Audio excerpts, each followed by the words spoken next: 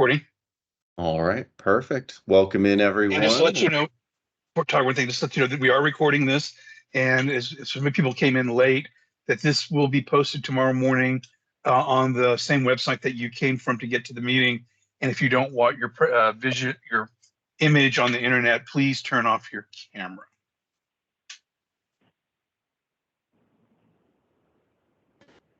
Welcome, everyone. We are here today to discuss NPA 2024-0027.01 for the Central West Austin Combined Neighborhood Planning Area. With me today is Mark Walters, who will be our meeting facilitator. I am the case manager for the plan amendment. The case manager for the associated zoning case is Cynthia Hadry. And you can see both of our contact information on screen.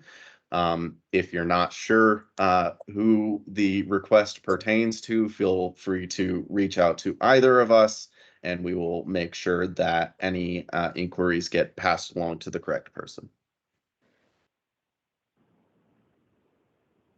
So the overall agenda for this meeting, we will go over basic case information, guidelines for group discussion, how to participate in this process, why there is a planned amendment application, what a future land use map is. We'll do staff's presentation. The applicant will then have an opportunity to present their presentation, and then we will finish it with a Q&A session. The properties for which this request applies are 2614 and 2614A Exposition Boulevard. The case number is NPA 2024-0027.01. Project name is Rawson Saunders / Terrytown Christian Church Improvements. The future land use change request is to go from single family to mixed use office. The associated zoning case number is C14-2024-0051.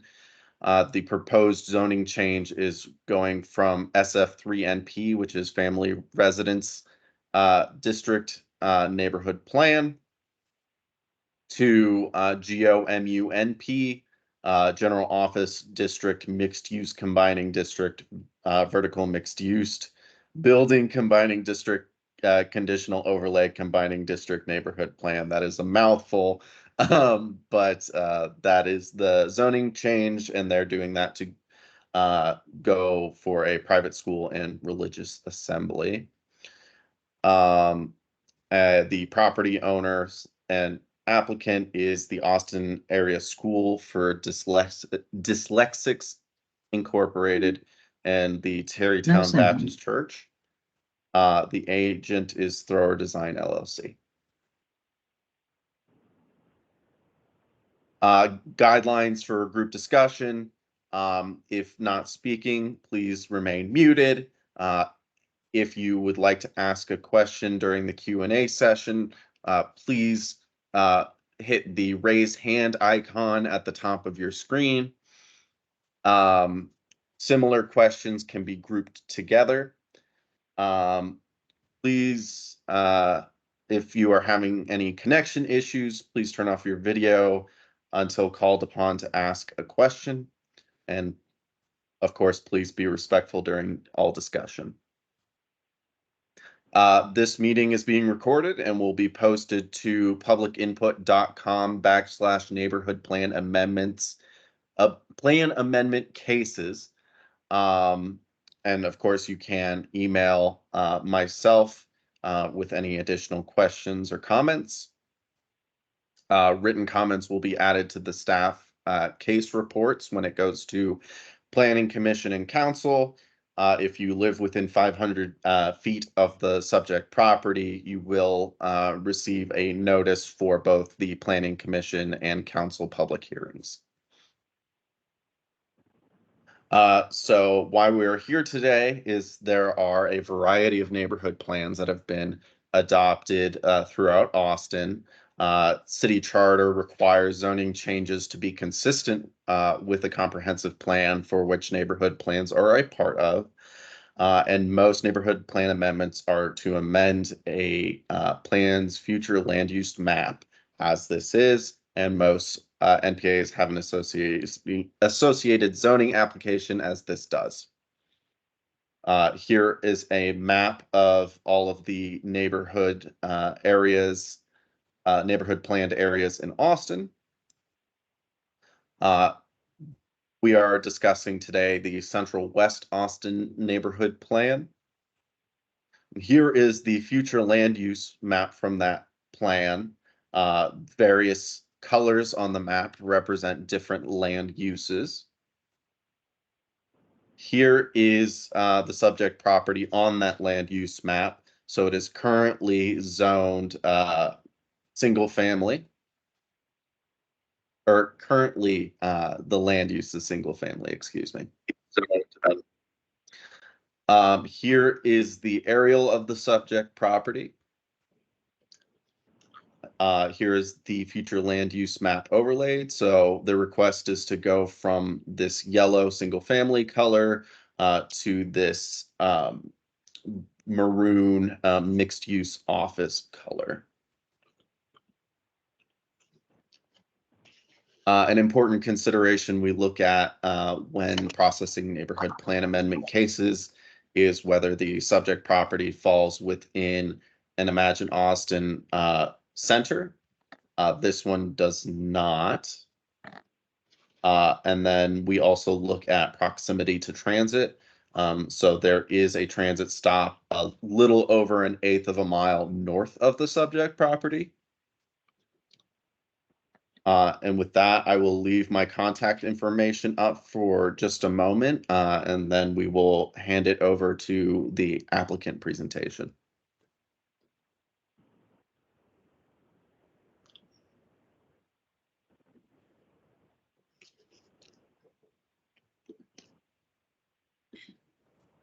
Thank you, Tyler. This is Victoria Haase with Thrower Design. I am representing the landowners of the subject tracts. That includes Ross and Saunders School, as well as the Terrytown Christian Church. Let me share my screen.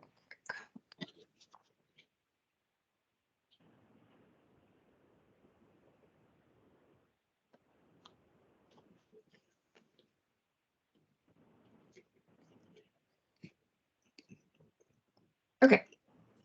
Will y'all let me know if y'all can see the screen? It's good to go. We can. Okay, perfect. Okay, yes, Victoria Haase with Thrower Design. Oddly, interestingly, I worked on the neighborhood plan for this area when I was city staff back in 2008 through 2010. We worked on this neighborhood plan.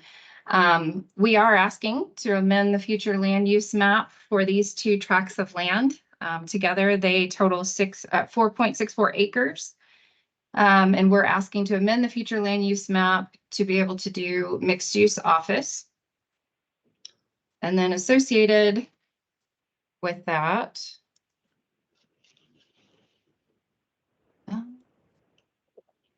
is the rezoning request where we are asking for GO-MU-NP. And the reasoning behind all of this, it made sense. Currently today, as y'all know, there's a church and there's a school that's on site, and both of these organizations have existed in this community for a very long time. I believe the school, Ross and Saunders School, has been there since the early 2000s, and even prior to them, there was another school, is my understanding, there was another school that was occupying that back half of the property that was then owned by the church. But both organizations have been here for a very long time.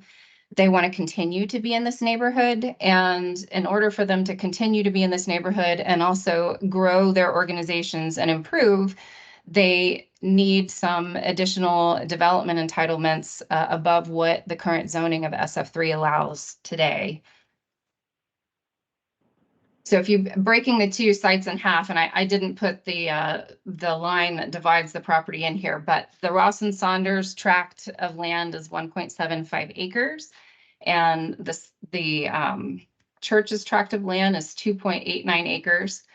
Currently, the parking lot that you see in the middle is owned by the church. It's on the church's property, but there is an agreement between the church and the school to share those parking spaces. But I do understand that we have heard from several people in the community that there is a lot of parking happening on the street, both on Hillview as well as McCullough. And so a big part of what the church and the school hope to accomplish with these improvements to their site is providing additional parking so that that's no longer an issue anymore.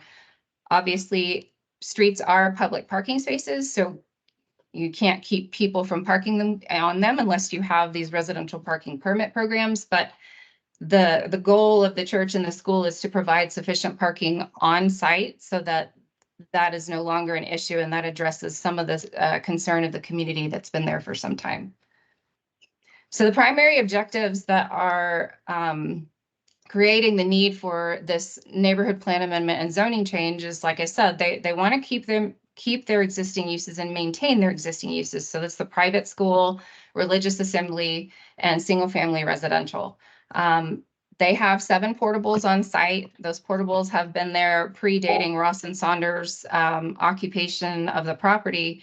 They've been there for a long time, since the 90s, and they are hopeful to do away with those portables and actually do brick and mortar buildings. This is going to help the school to be able to provide a better classroom environment, classroom space. And the same thing for the church. The church has a desire to add some additional space for their Sunday school, childcare during church services, and other needs of the church. And so they're going to need some additional space as well. Again, they want to improve and add parking, and overall just beautifying both campuses with various improvements. And so these two uses are allowed in the current zoning today. But the problem is that the current zoning today only allows 45% impervious cover. And what the school and the church need is additional impervious cover. They need additional FAR in order to do these projects and improve their campuses and their facilities. So that is the primary, that's the charge for why we're here, why we're asking for this. We asked for GO because that is an office zoning district that allows the uses and also allows the site development regulations that are believed to be needed by the time that they, build out their campus to what they need. This GO made the most sense. We looked at this as it obviously GO allows office uses, but it doesn't allow a plethora of commercial uses. There is always an opportunity to talk about uses and uses that neighborhood would, want to prohibit here. But ultimately, we wanted to come here. We wanted to provide information as to what we're trying to accomplish. And I know that these organizations want to stay in the community. They've been here a long time, but they also have needs so that they can move forward. So we want to hear from the community and what the community's concerns are, and how can we accomplish keeping these organizations here rooted in this community, but allow them to grow and continue to move forward. That's all I have for my presentation. So really, I want to open it up, and I want to hear from the community. Thank you, Victoria. So if you would like to ask a question, make a comment, here's your opportunity. If you raise your hand, the little raise there at the top of the bar across the screen, we can start with that. And so Holly Reed is our first speaker tonight. Holly, could you unmute and ask your question or make your comment, please? Sure. Holly Reed here, President, West Austin Neighborhood Group.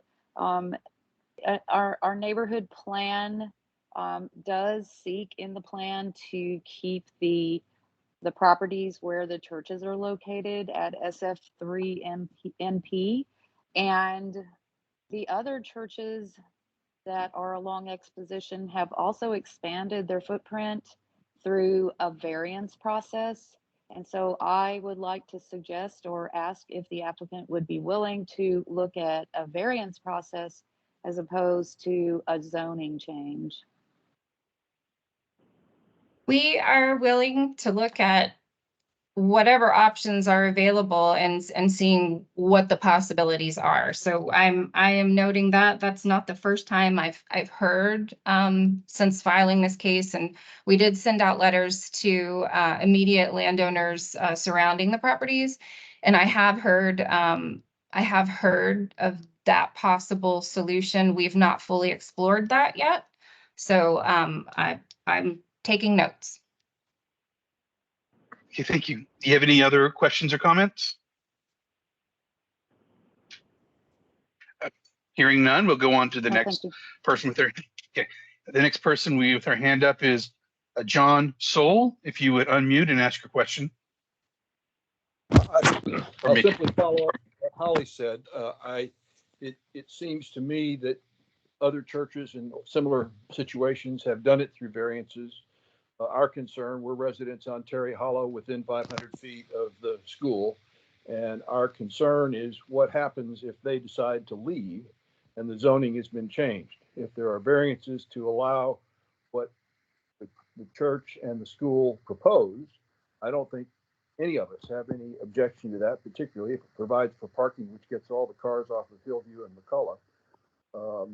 So the bottom line is I simply want to reinforce Holly's question and simply say that we, and I suspect a lot of others, would oppose a zoning change, reasons I just expressed, but I don't think anyone would oppose a variance to allow the school and the church to do what we've heard and understand they want to do. Thank you. Ann V is the next person on deck. If you'd unmute and ask your question or make your comment, please. Hi, my name is Ann Viragovan. I live at 2700 Greenlee Drive, about a block away from this site. I have a few questions right now. I might have more later, or concerns. One is that near Terry Hollow, which is across the street from and diagonally from the Ross and Saunders School, I think there's a drainage ditch there or a creek or something, and I think that eventually goes all the way to Reed Park. And I understand there's drainage issues down there at Reed Park that are being considered. And I wonder if you're increasing the concrete and density on this site, is it going to spill more water into that area? That's one question I have. Another one is when you say allow more parking, does that mean a parking garage? And then also, again, more detail about the, what kind of uses might be contemplated if the church were to leave in the general office area. That can't be done in the SF3 zoning. Thank you. Thank you. Yes, so was someone else trying to speak? Go ahead.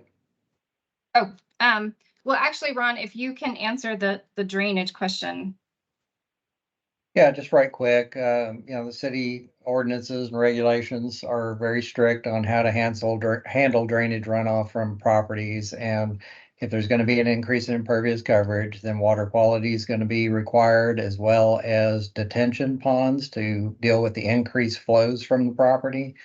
And so those would be on site unless the property was to qualify for a regional stormwater management program.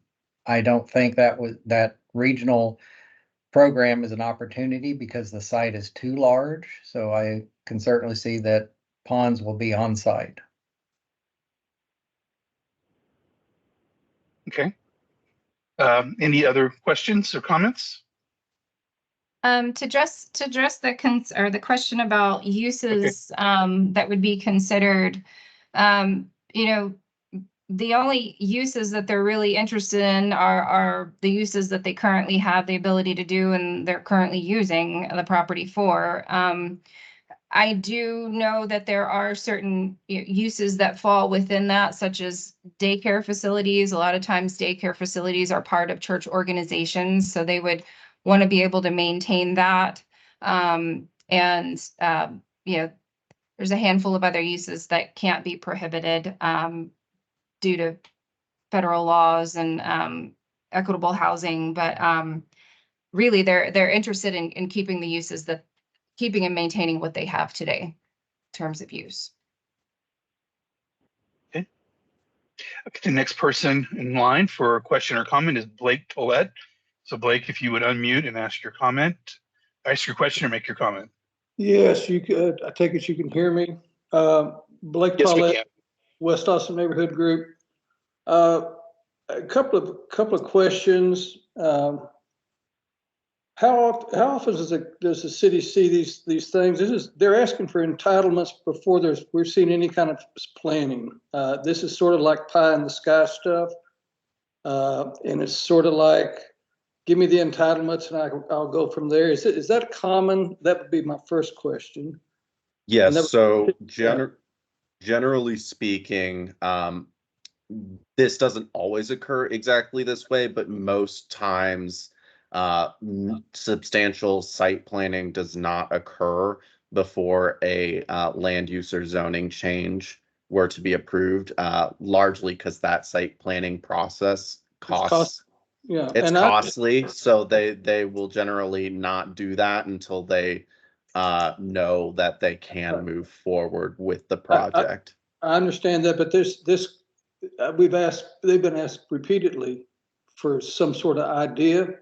And, the church has changed hands a couple of times. But anyway, that's one. When you talked, I heard you say something about vertical mixed use. Is that part of this also? No. Okay. I never said anything about vertical mixed use. City staff said something about vertical, and I heard them say it. Yeah. I was curious about what was that referring to? I know that's not. I don't see. Victoria, I know you never mentioned vertical mixed use, but I heard city staff mention vertical. Well, Tyler's looking for that. Well, Tyler's looking for that. Going back to your first question, there is an order of operation in the development process, and it usually starts with a zoning case and/or a neighborhood plan amendment, if applicable. Then it goes into the site plan stage, then to the building permit stage, and then finally to certificate of occupancy.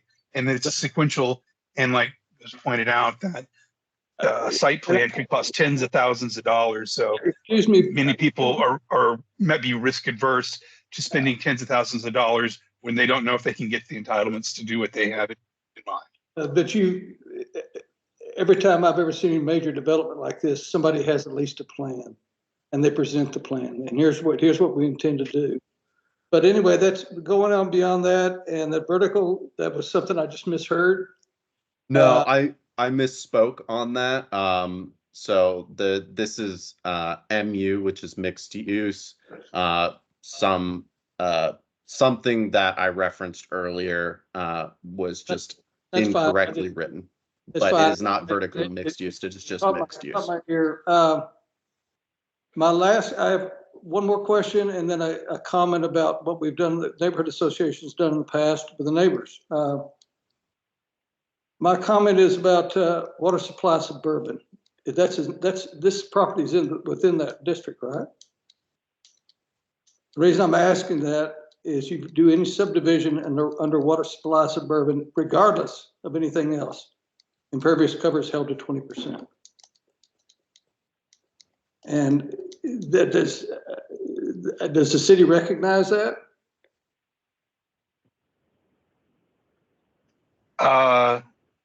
The suburban watershed, you mean?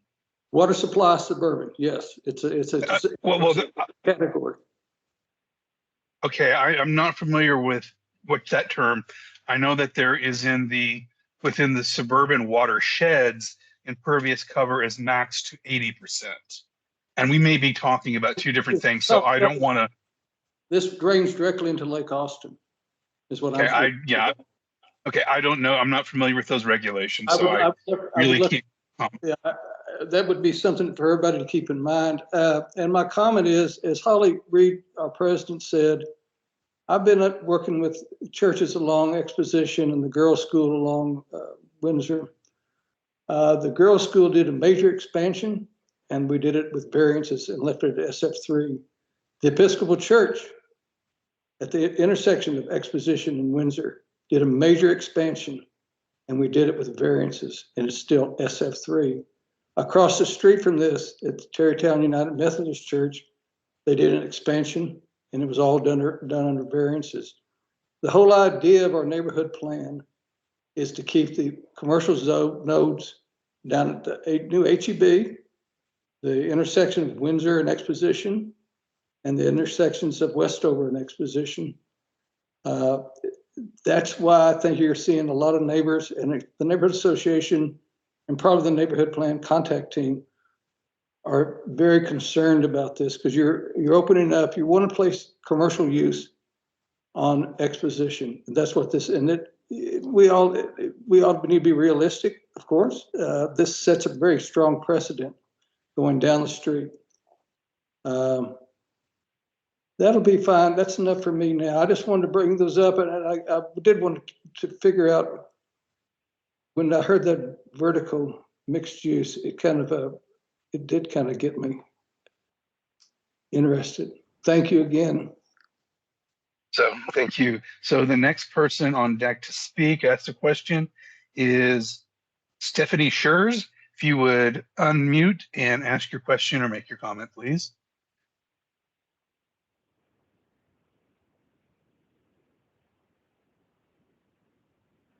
Stephanie, are you there? Yeah.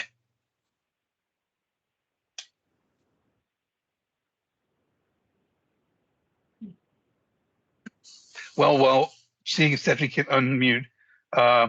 There's 3 people with their hands up, but I'm going to go.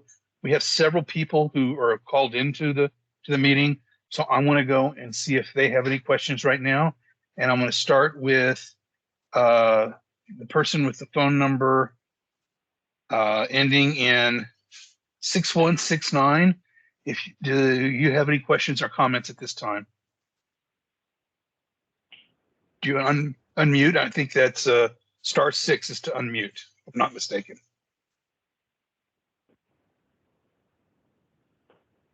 No?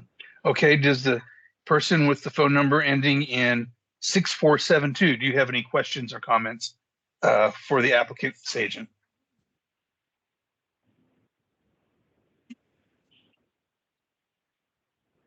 The next person with the phone. Okay, person with 61. This is Steve McCowan. I was the one that couldn't get myself unmuted. Okay, that's 6169. Steve, would you ask your question or make your comment, please? Yeah, I'm an attorney and I don't get involved in this kind of legal issues. But what I don't understand is if the current situation with this property is that it is single family, how in the world did the school and the church get a permit to do something on this land in the city of Austin when the land that they're on is not even qualified for them to use? It might be. It depends when they applied for their permits, back when. I don't know how old the school is and the church. These might have been allowed uses in that zone at the time, whatever that might have been. It was probably pre-85. Many times houses of worship and schools are allowed by right in many zoning districts, and due to federal legislation, I think from the 90s, houses of worship cannot be discriminated against where they go. They can go any zone district that they want to. So being a school and a house of worship or church, it's a little bit different category as opposed to, say, a drive-through dry cleaner or something like that. So there's a very different uses. So, I did not see any of that addressed by the applicant. And it seems to me that you may be playing with sand unless you figure that out, because that is not The two, Can the you two, put your thing up and it? I would quickly like to, having even existence right there. I would like to just say, under current City of Austin zoning regulations, SF3, which it is currently zoned as, allows for religious assembly, public primary educational services, secondary educational services, private primary educational services are conditional. So it is likely that everything was in fact in line with regulations, both at the time of the original existence of this church and school, and as of now. So that's something. Here. I'm sorry, could you repeat that? You broke up a little there. That information should have been in the application. It should have been shared. We'll definitely note that in the staff report to goes to council. With an individual whose phone number ends in 8755, do you have a question or comment?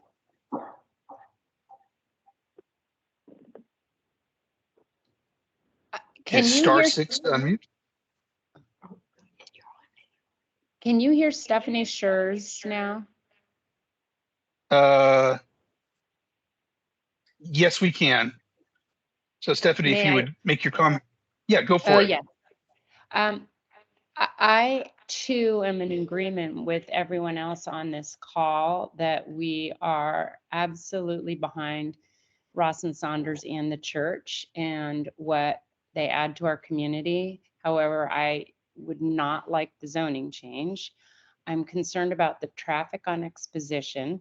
And I just wanted to know how this project will coincide with the wastewater project the city is doing up and down McCullough.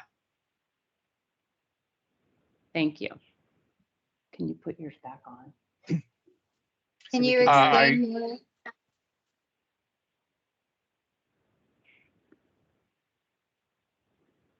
Stephanie, do you have more information or detail about the wastewater project that you're referring to?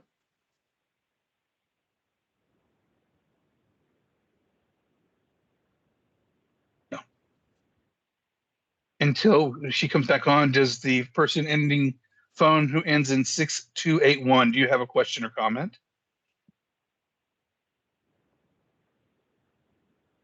See, you're unmuted. Can you hear me now? Yes, we can. Okay, I'm so sorry. There have been people with the city measuring the street, and they were, the people told us on McCullough that they were going to replace the wastewater as they've been doing on Stamford Street. They're doing it all over Terrytown. This was the information we received. And that they're either going to do it on McCullough Street or on the property where Ross and Saunders is. That's what we were told.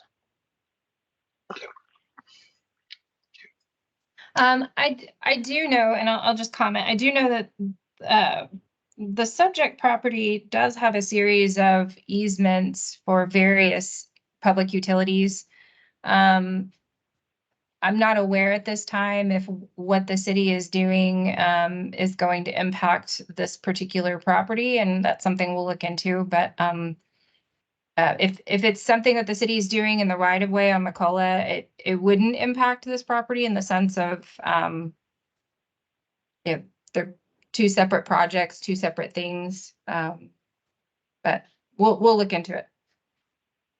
So the person with the last 4 digits, 6281, you see you're unmuted. Do you have a question or comment at this time? No question. Okay, next, and then once I get finished with, there's 3 more people who called in, and after that, I'll go back to the people with their virtual hands raised. The individual with ends in 1185, do you have a question or comment?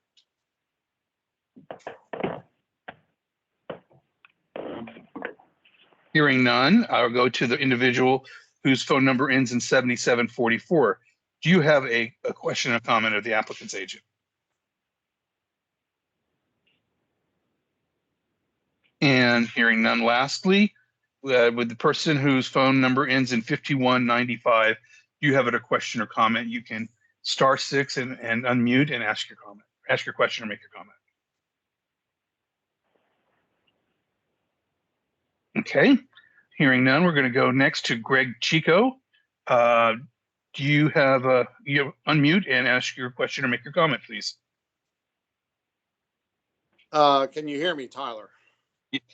Yeah, we can hear you. This is Mark, but yeah, we can both hear you. Oh, okay, thank you. You're going to see 8755 disconnect.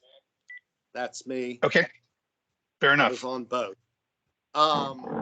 Anyway, I wanted to thank you and city staff for hosting this, first of all. I appreciate it. I'm a resident abutting this property on Hillview Green Lane. And before I put out a question to the applicant, I just want to go on the record for pointing out that if in fact a zoning change and the flume change were allowed, there are all these wonderful intentions of the school, Ralston Saunders, and the church, but the reality is there is always the possibility that ownership changes, that God forbid there's a fire, or whatever the case may be, that for some reason or another, whether it's 3 months from now, 3 years, 10 years, whatever, that ownership changes, and subsequently all these wonderful intentions by the applicant to not exercise the legal rights for that are associated with general office and mixed use, all of that just goes by the wayside. So the current plan in this application, I think, will be I'm very certain will be vehemently opposed by the vast majority of all the residents within the surrounding area, and that would extend, I think, Mr. Tollett, and throughout all of Wang, West Austin neighborhood, and Terrytown. So, with my statement on that and my perception, I have a question for Mr. Thrower, Ron, and Victoria, and that is why is the applicant, the property owner, not seeking to obtain variances? And I know it sounds like a broken record, but why is the owner not seeking to obtain variances that would allow the improvements that are considered? And you can put lots of stringent requirements on variances, height limitation, floor to area ratio. I get it, but the blanket zoning change is a deal killer for the vast majority of people. So if you, either Victoria or Ron, if you would be kind enough to explain why your property owner has not sought to accommodate their design needs and plans through a much less antagonizing approach, that is variance. Thank you. Hi, this is Ron Thrower. I think it's widely understood that zoning should be an avenue that is pursued before going to Board of Adjustment, because the avenue after Board of Adjustment is district court. And so if something can be resolved by zoning, I believe that should be the first step that gets looked at. I recognize that it's causing fear, it's causing a lot of angst, it's causing a lot of concern, but there's clamps, just as you said, that can be put on the zoning, prohibiting certain uses, limiting the amount of general office, limiting the amount of residential units, limiting height. There's all things that can go in here that can basically say this may look two-dimensionally like a geo-zone piece of property, but it's really not. Everybody that we've talked to so far loves the school, loves the church. All we're trying to do is perpetuate the use there. But Ron, why doesn't your owner seek to achieve what they're looking to do with variance and not going through the whole zoning change? Well, Is just this as a a, legal issue? oh, go ahead. What were you saying, Greg? Is it a legal issue? Or, I mean, if they can do it through a variance under the existing SF3 zoning, why not do it that way? Well, I guess, I'm going to flip this around and say, why do any zoning anywhere in Austin ever, right? Why not just go Board of Adjustments? But again, my position is, and I think that even city staff would support this position, that zoning is the avenue that should be pursued first before you go to Board of Adjustment. Because again, the avenue after Board of Adjustment, if you feel like there's been a wrongful determination, then the avenue from there is going to district court. So it's a little bit more of a order of process about what should actually go first. And so we are going forward with the zoning change. And again, Well, like I say, everybody loves the school, everybody loves the church. We just want to find a way to keep them there. is the city, is your perspective that it's inappropriate to seek a variance through Board of Adjustment prior to seeking a significant zoning change?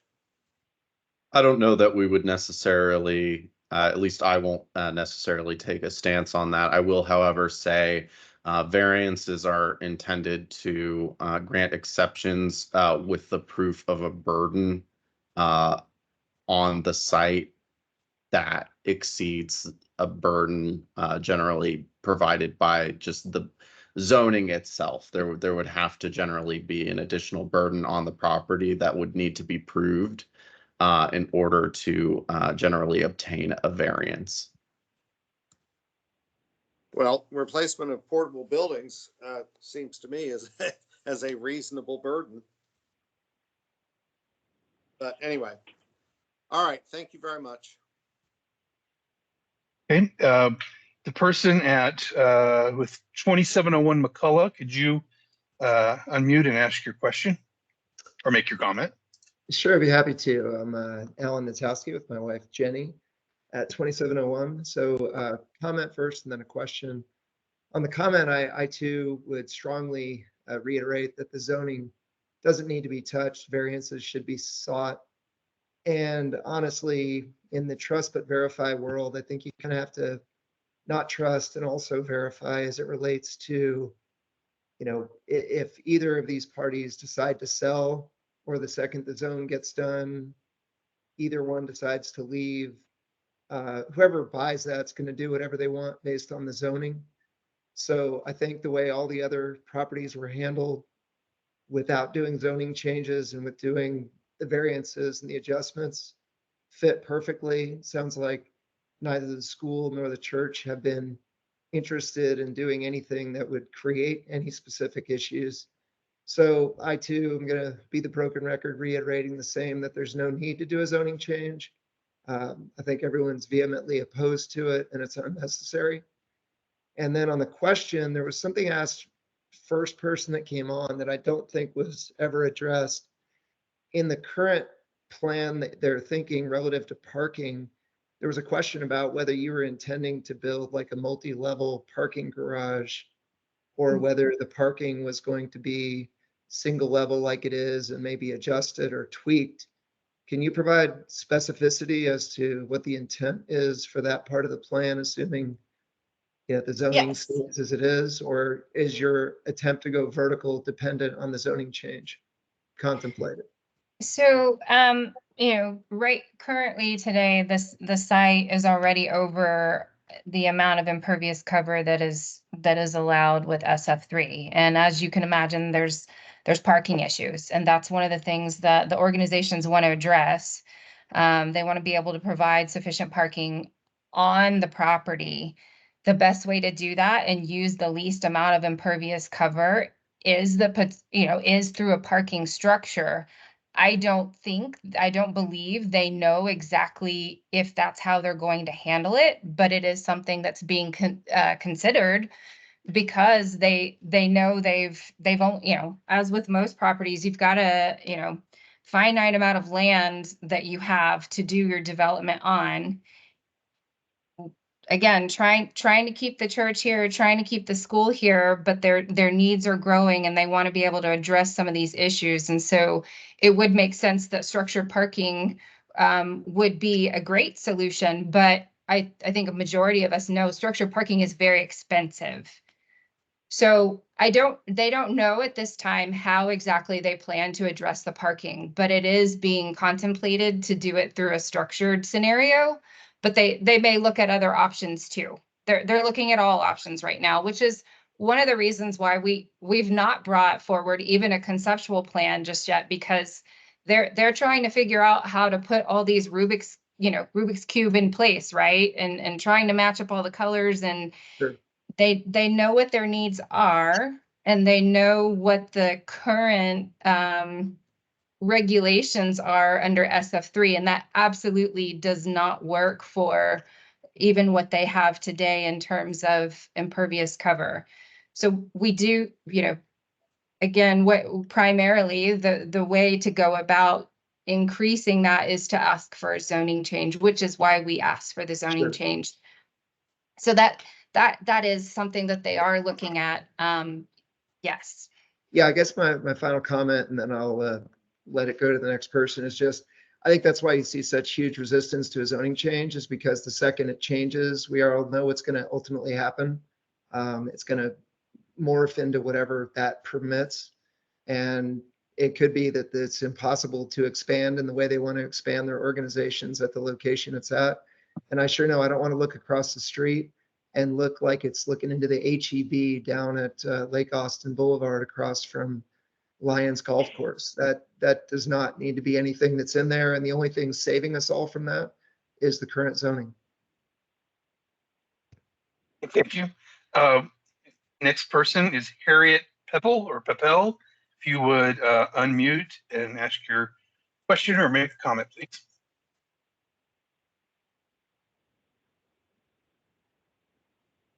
Maybe not. You are still muted. Now, can you hear me? Yes. We can. Thank you. Okay, I'm Harriet Peppel. I live at 2705 McCullough. I live directly across from the enormous parking lot that I'm now hearing is, more impervious cover than we should have on that property. I have some questions going back to just how this virtual meeting is done. Did you say there's going to be some sort of transcript tomorrow? Will it be written? Will it all just be verbal? It'll be a video posted at the website Okay. that you. All right. So here's my question. I've been sort of just taking notes, and I recognize Blake Tollett's voice. And when he referred to the vertical mixed use, yes, it had been said. I wrote that down. So he was correct. And if there is some sort of transcript or something from this meeting, I'd like to know whether it was the agent for the applicant or the city of Austin. There was somebody who said, we're looking at vertical mixed use. Yes, ma'am. That was me, but I was incorrectly The me referenced. is Tyler. Trip Tyler. Yes. Yeah. Yes, ma'am. Yeah. It was a misstatement. It was inaccurate. It was a misstatement. Okay. He has since corrected it a couple of times. And I certainly understand mistakes like that, but when it's the city of Austin making a mistake like that, then that's a concern to the neighbors. There was a mention about the property transit stop 1/8 of a mile away. If I guess my question is there any chance that the city of Austin is going to bring back public transportation to Exposition Boulevard? So that like would the bus stop that was at the corner of McCullough and Exposition? that would not be a city decision. Cap Metro is an entity that exists outside of the city, and it would generally depend on whether they believe there would be enough ridership from that location. So that is not a determination we can make. Okay, and I understand that for your answer, but if the church and the Ross and Saunders are proposing expanding who they serve, a public transportation would certainly be something that would be helpful. And I guess what is at what point do some of these things like that get put into the plan? I mean, if it's not something that the church or Ross and Saunders cares about. Well, I think on an annual basis, or semi-regular basis, Capital Metro will reassess their routes based on projected or an expected ridership and make adjustments accordingly. But if there's not significant ridership, or it's one of those instances, I think, where getting from A to B to C to D to E is not a practical route, they may not have that type of routing. I'm not a transit planner, but I think Cap Metro does reassess their routes on a regular basis. I can attest to that. I used to survey on Cap Metro routes, so I do know that that is a regular thing that they do, and then they reassess routing based on that information. Okay. And again, I think it'd be helpful because I can see you now that was Tyler Tripp speaking, but you know, if you're trying to figure out who said what, it would be helpful if somebody identified themselves and whether they're City of Austin, a neighbor, or representing the applicant's agent. Then do you have, okay, so if Ross and Saunders and the church, which we used to call Terrytown Baptist Church, but it's now called, what is it called actually? Terrytown Christian Church. Okay. Do we have any idea how big their congregation is now and how big the school students, how big that is now and what they want to grow it to? So I don't know the numbers on the church. I apologize. This is Victoria with Thrower Design. Yeah. Okay. And I don't have the numbers for the church in terms of their membership. And I believe the church is more or less, I would need to clarify with them, but I believe their primary charge is trying to create more classroom space for their youth activities. For Ross and Saunders, they currently have, I mean, since they've been in the area, they've grown quite a bit. They've grown from starting somewhere in the ballpark of, you know, less than 100 kids, and now they've got just a little over 200. And their plan is not to grow substantially from that, but you know, recognize that these portables that have been there for over 20 years.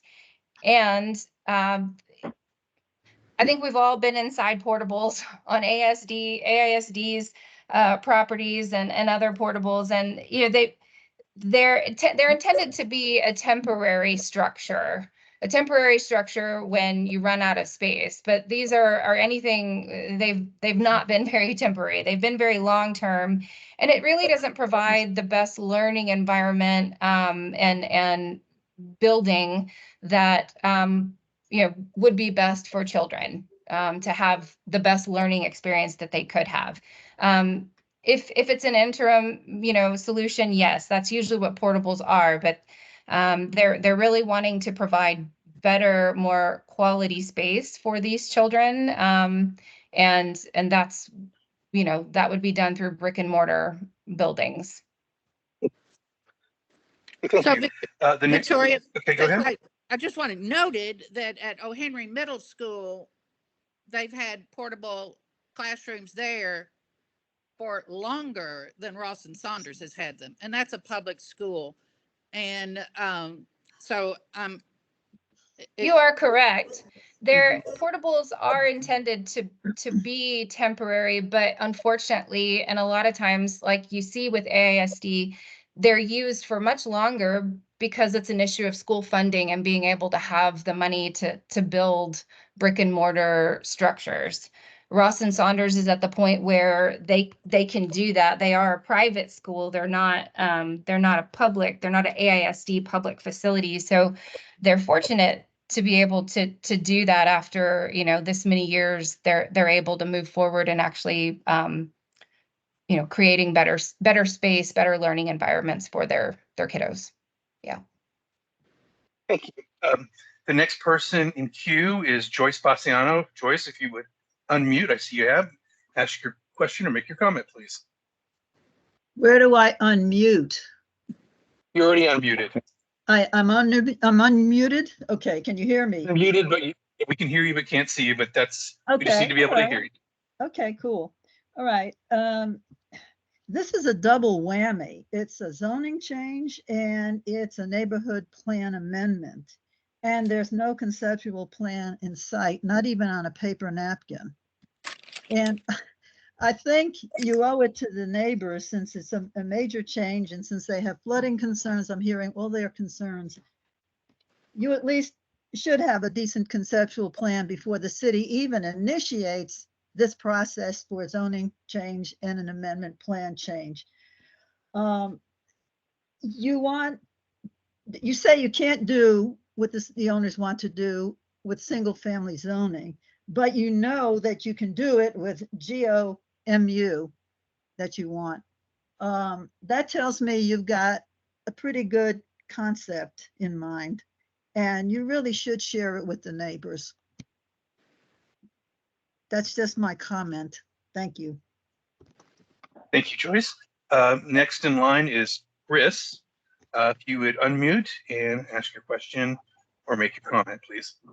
Okay. I kind of find it, I don't know if it's offensive or exactly what to say, but Ron mentioned that he would be willing to work with, you know, commercial zoned and deal with a lot of restrictions. But it doesn't sound like he's willing to stay in, you know, in the zone, in the, you know, the zoning that he's in and work with variances. That kind of bothers me a little bit, and that kind of makes me feel like it's underhanded and that there's something bigger at hand that down the road is selling, or, you know, something that's not just, I also looked at your map. Cassis is zoned, you know, single family. They did a major remodel and did all sorts of impervious covers. So you know, and all from every neighbor that I've talked to, every neighbor wants to keep them, wants to work with variances, but does not want to turn this zoning. It scares every one of us to death. Now, the other thing I will mention is there is a major wastewater that's going to be happening, and it is going to happen to the church and to Ross and Saunders, because I live in Terry Hollow, and they're going to dig up our entire, it's running from Exposition all the way to Pecos. It will run right through the middle of Ross and Saunders and the church. So there will be, it will be happening in Terry Hollow in 2026. So it's happening here first. So I would assume that within 2026 or 2027, it will be happening to Ross and Saunders and the church. Thank you. Blake, you are up next. If you'd unmute and make your comment or ask your question. Yeah,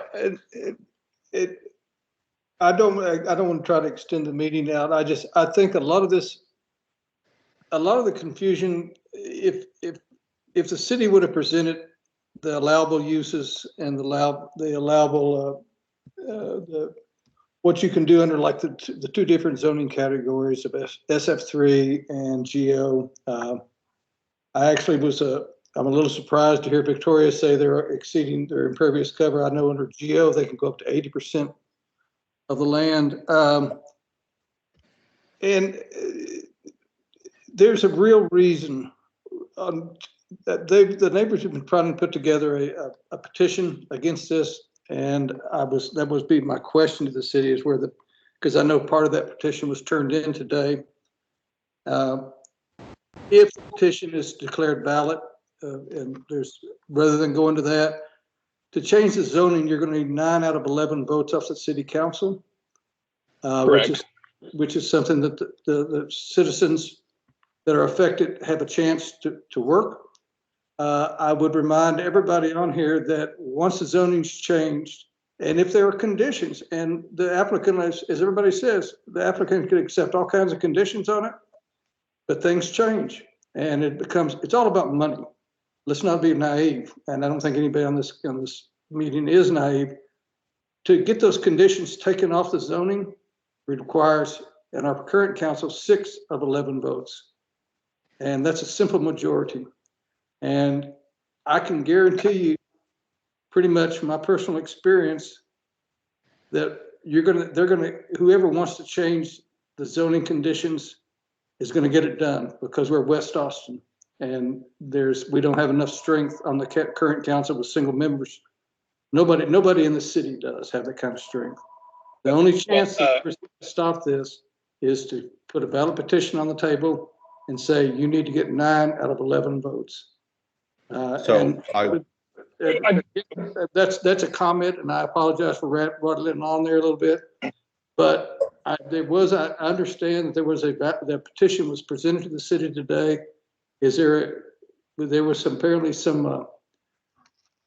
I can confirm that the petition has been received. It's a valid petition. So when this goes, we don't know if it's valid yet. It has to go through the process of validation. Oh yeah, okay. Okay, but I stand corrected. It appears on its face, if all the signatures are correct in black ink and everything is correct in that, and they are the property owners within the donut, 200-foot donut.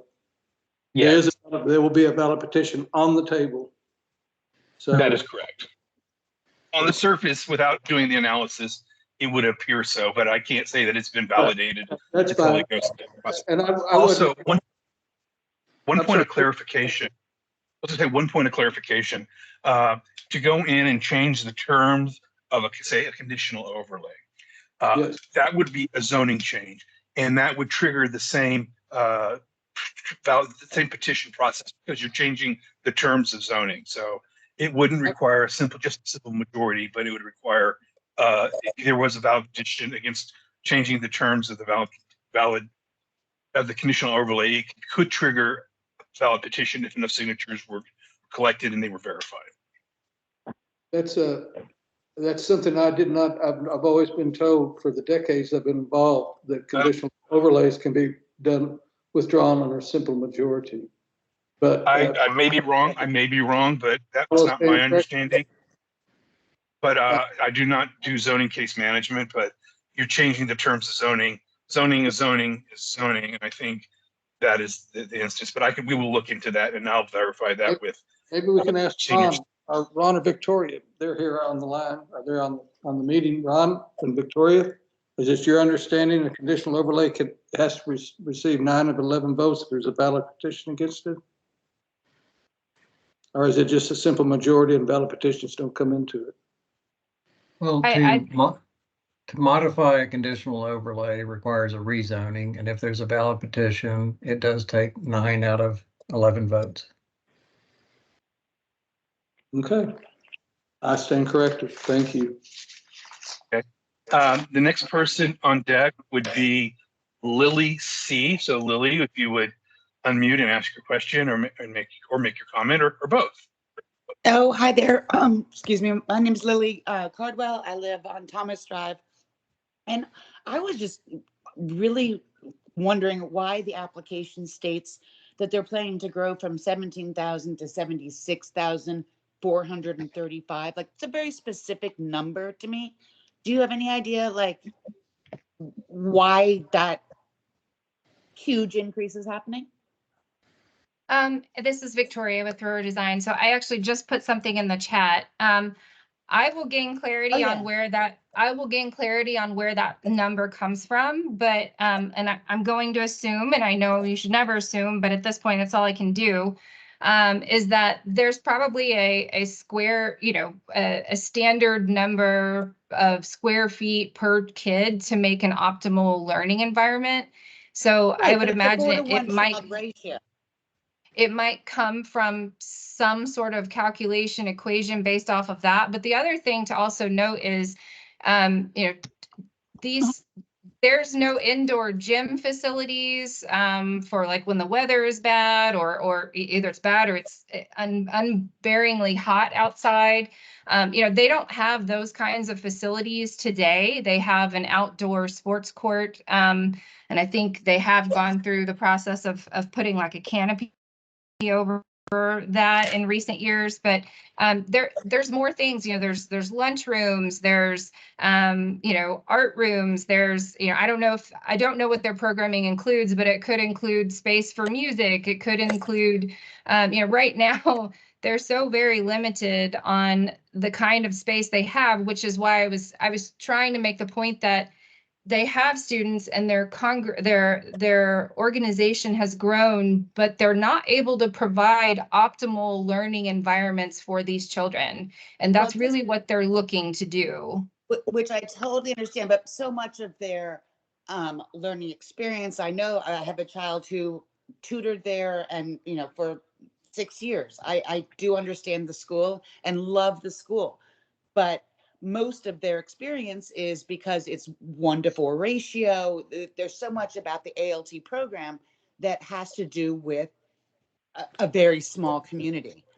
And it just seems like such a larger space than what the school actually enforces. Thank you. The next person on deck would be Marianne Williams. You would unmute and ask your question. Right, I'm Marianne Williams and I live on Terry Hollow. I joined late, so I'm not sure I recognize all of the different voices, but just a question. I've heard from everybody on this call that there is neighborhood support for the school and for the church. Is anyone from Ross and Sanders or the church on the call tonight? I do not know.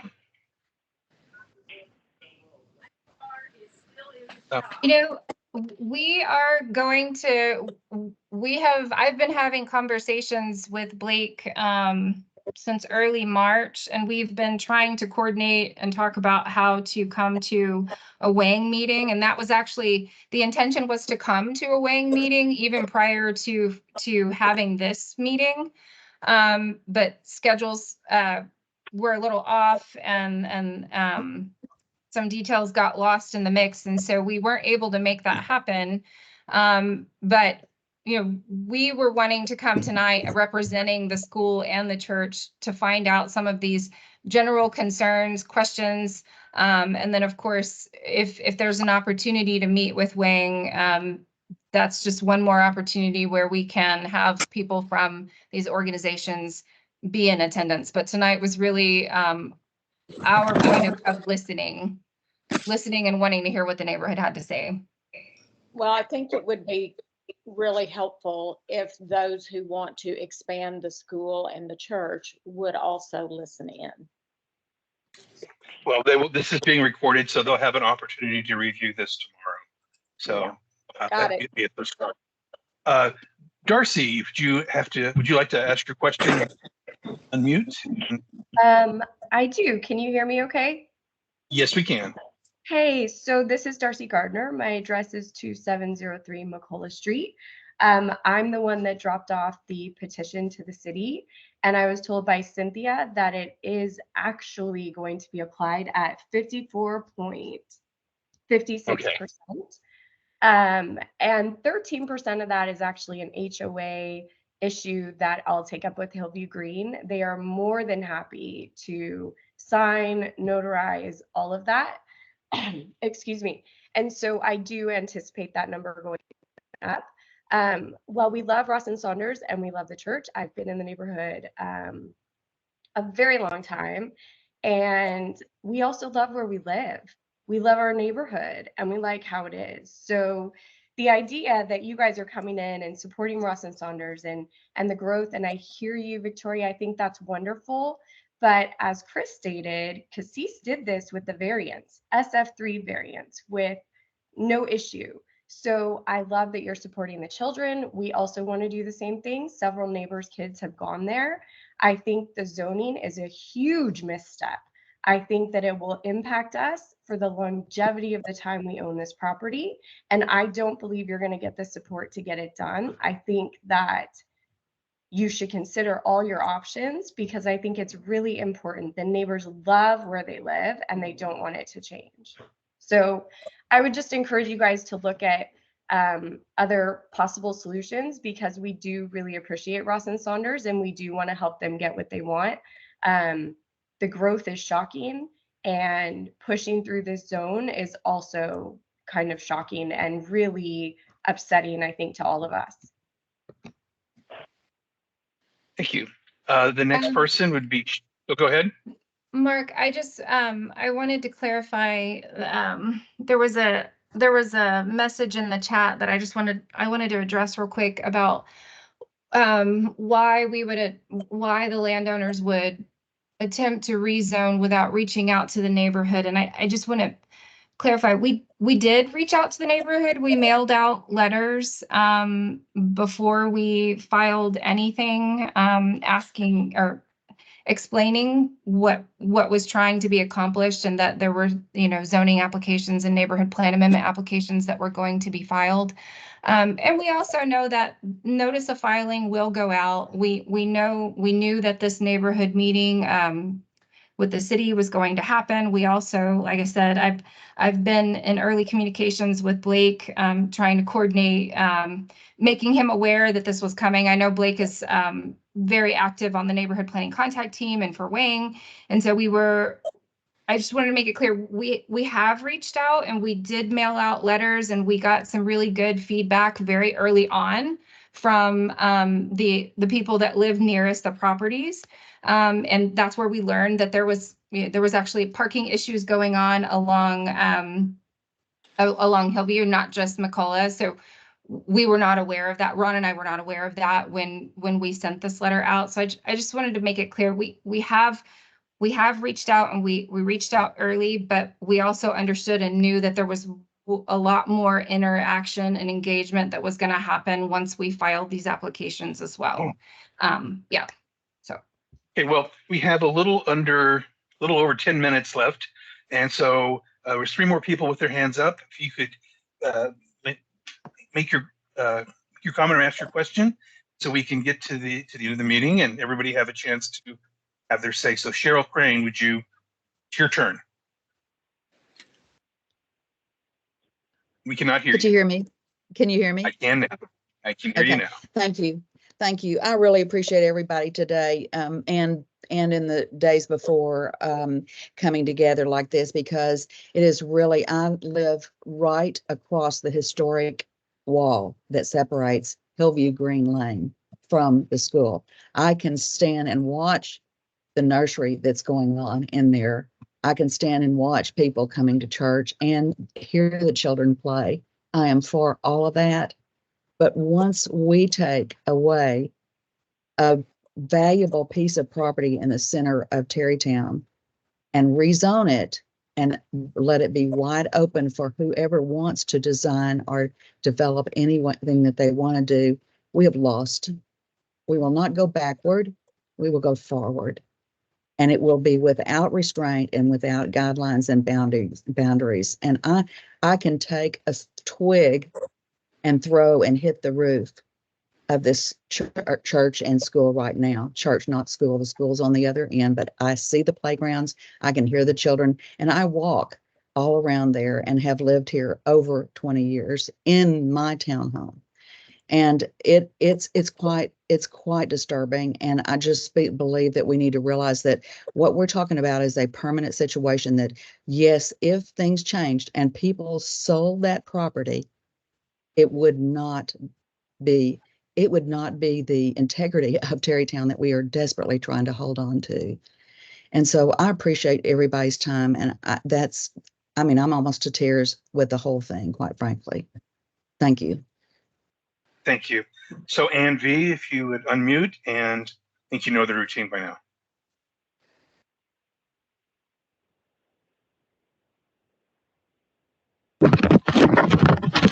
Hi, can you hear me now?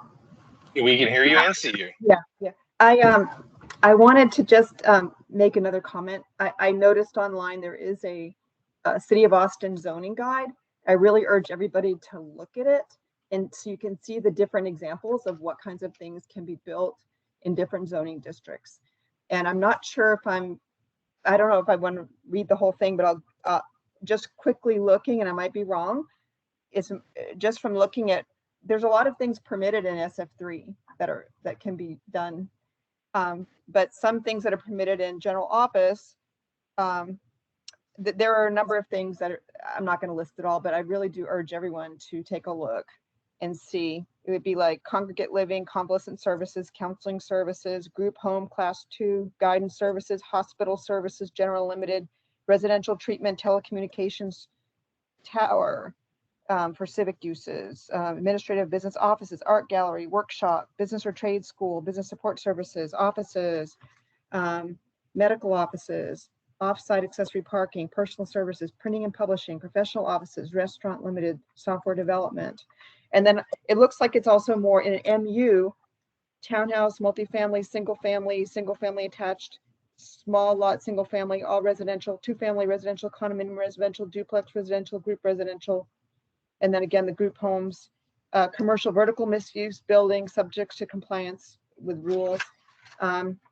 And then it looks like there's a little bit of density, more density in the things, in the living units. So I might have this wrong. So I do urge everyone to take a look at what's permitted in different zoning. You know, if the zoning is changed, some of the things would be permitted that aren't permitted now. Also, we do have large tracts of land in our neighborhood, state school, and muni, and like in time, also those may change in the future too. So that puts a lot of traffic on Exposition and demand. Thank you. Okay, and just for everyone who's on the call, Tyler put a link to that very document into the chat. So, and if you just Google Austin Guide to Zoning, it'll be the first thing that pops up. And Liz Howard, you've been waiting patiently. If you would ask your question or make your comment. You're kind of cutting out. Can you hear me? It's really tinty and you're kind of cutting in and out. Maybe try turning off your camera. Maybe that might help. Okay, is that better? Much better. Okay, well, my son did go to Ross and Saunders for 5 years, and we live diagonally across the street on the back side of it. And I would love to hear from the church and from Ross and Saunders. I mean, I kind of want to hear their commitment to be here for the long haul. I absolutely believe they need better facilities, but I still question if 1.78 acres is enough for what they want to do and what they envisioned. They did buy property just a few years ago to develop, and they had to abandon that.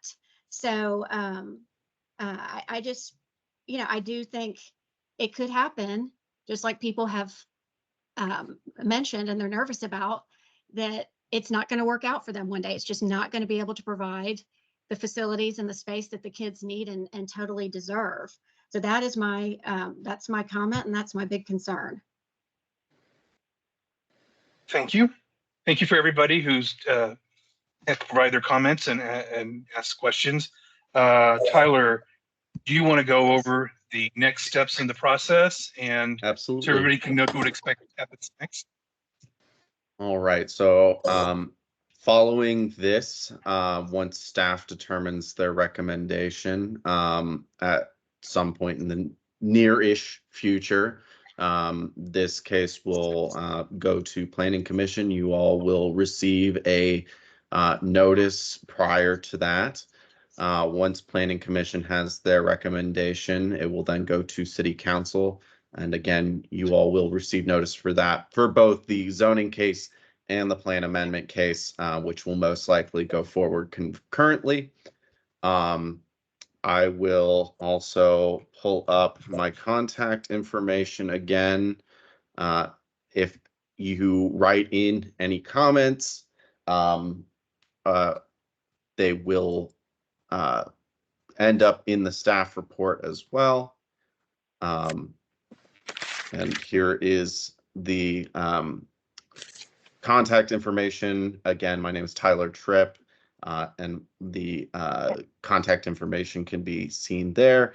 And then the zoning case manager specifically is Cynthia Hodry, and her information can be found below her name. I did just see a hand up, and I don't want to miss that. That was Darcy. She popped up and down and then went off.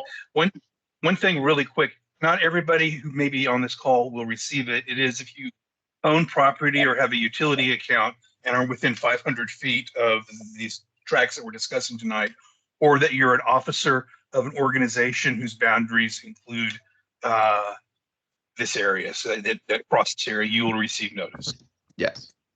Thanks for that clarification. Or officer, I say officer, if you're listed on the community registry, which is generally usually the president or chair or vice chair. So yes, got 5 more minutes. So let's do this quick. So Darcy. Yeah. So actually, I just want to share with my neighbors that are on the call, when this does go to city council, there will be another opportunity. And Tyler, what I'm going to ask you is that the information that you provide back to us that we're going to receive as neighbors, because all of the people on the call are within actually the 200 feet, with a couple that I think are within the 500. Will you be giving instructions on how we can attend the city council meeting, how to register our voice to make sure that we have our minute and 30 seconds to speak?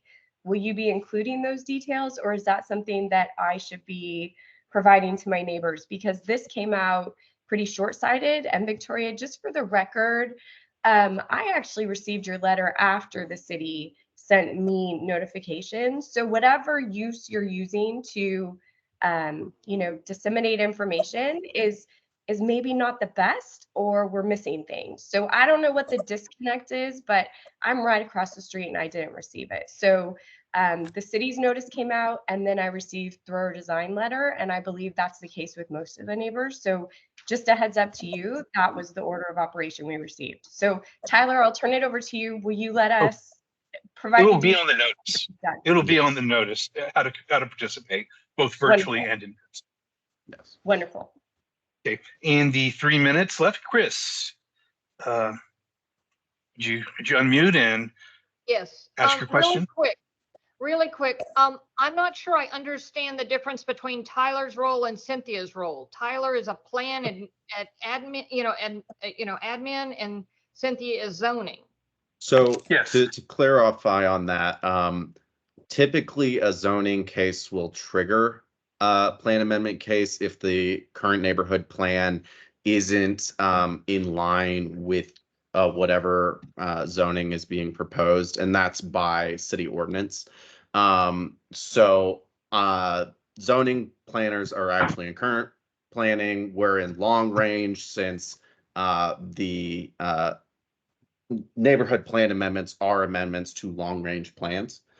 So that's the distinction between our roles. They are separate cases, but they're operating in concurrence. One is just the actual zoning, one is an amendment to an existing plan. So yeah, and they run concurrently. Yeah. I'm sorry, could you repeat that?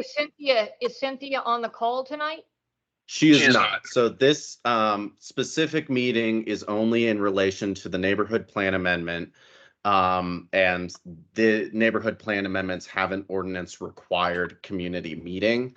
But the zoning cases just go through the zoning and planning process that they typically do. This is just an extra step that is triggered when it requires a neighborhood plan amendment as well. Okay. Yeah, and it actually it's a city charter requirement that land use and zoning be in alignment. Quick question, so, Mark. Yeah, I was about to get to you, Joyce. You're next on the list. Are you going to provide us a copy of the chat? Also, I know you're going to provide us with a recording of this meeting, but would you also include the chat? And we generally don't. I don't know. Well, there's some good stuff in the chat. Have you been looking at it? There's some good stuff in the chat that people may want to look at, especially neighbors who haven't come to this meeting. We can look into how that might be done. Yeah, it's not a typical part of our process, but we can likely include it as an attachment or something to that extent. No guarantee, but since it was requested, we'll look into that. Thank you. No problem. And it's up against the bottom of the hour, but we have one more hand up. And Marianne, you get the honor of Yes. being the last question person of the night. So the question is this, you've heard everything tonight. What would be your talking points after you've heard this from what you heard from the neighborhood group? What are your top 3 bullets? You're addressing staff or? Yeah, I'm addressing all of you who, not the neighbors, the rest of you. No, they have, yeah. So a summary of this meeting will be included in the staff report. So generally speaking, I will say something to the extent of the majority of members at the community meeting were against a rezoning / plan amendment and in favor of encouraging a variance process. That will be along the lines of what's in that, though. I can't say verbatim until I've written it. That's great. Okay. I think we feel heard. Well, I would like to thank everybody who took a little of their time out this evening to find out about this case and provide us with your comments and thoughts on this. And with that, I would like to, we can all go back to our regularly scheduled lives. And I wish everybody a good evening. Thank you, everyone. Thank you.